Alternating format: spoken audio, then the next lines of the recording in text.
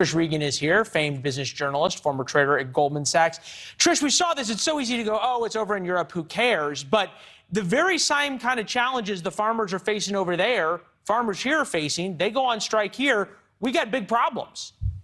Yeah, I mean, it's a massive ripple effect, really. And you look at food prices, Leland, they've already been skyrocketing.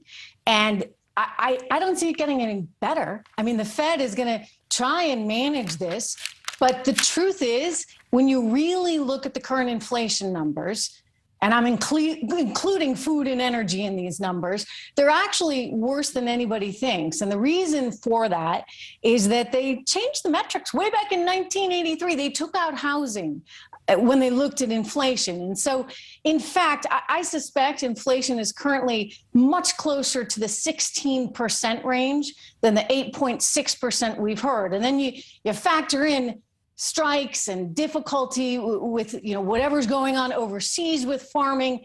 It has a ripple effect through the global economy. It means food prices are going even higher. Overall inflation is even higher. And you ain't seen nothing yet, as they say. Yeah, and John Boyd, one of the farmers that we've talked to, is head of the Black Farmers Association, fourth generation here in America.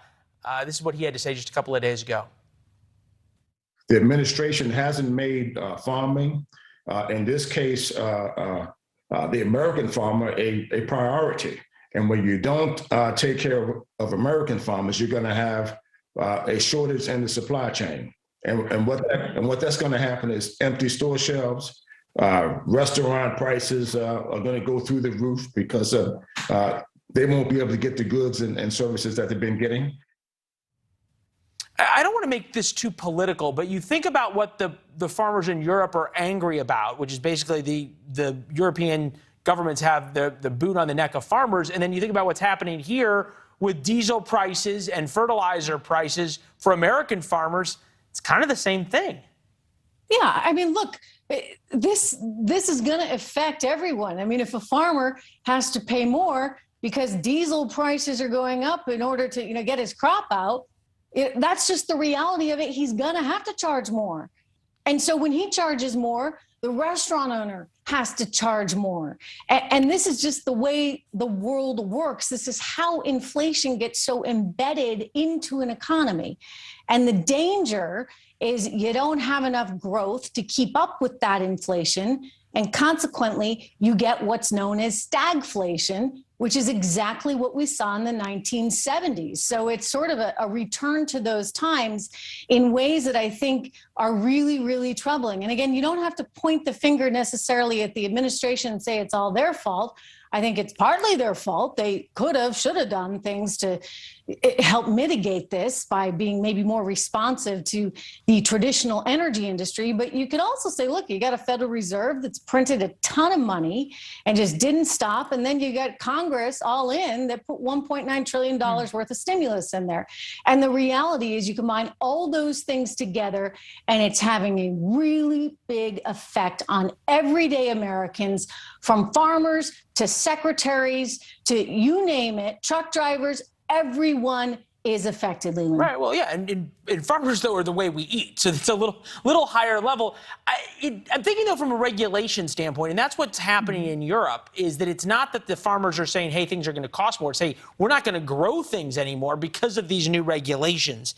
Slash emissions to curb environmental damage. So big restrictions on nitrogen oxide and ammonia from farms. So farmers say, hey, I can't make money. I can't even have livestock. I've got to use less fertilizer. Therefore, I have to have fewer cows per acre, on and on and on. I can't make money. I'm done and quitting. That's their livelihoods. Have you seen any realization yet in the American administration that there are certain priorities that may have to take a back seat to allowing people to eat and keeping costs down?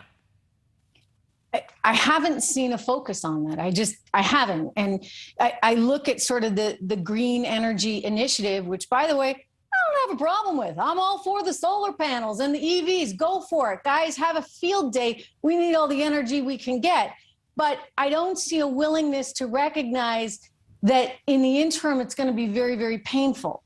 And so I use that as an example. Will we see some kind of response on farmers? I don't think so, only because I don't think we've seen enough response just in general in terms of the overall challenges we're facing in our economy because of the energy issues. So it's like there's a disconnect. I don't think they get it, or the left hand's not talking to the right hand, Leland. They're not thinking through all the implications of stuff. The left hand and the right hand in American government is definitely not talking to each other. Haven't for a while. Trish, it's good to see you. Thank you. Hey, good to see you too. All right. Speaking of food, thanks for watching. Go to newsnationnow.com to find NewsNation on your television provider. And don't forget to subscribe. Click the red button to get more of NewsNation's fact-driven, unbiased coverage.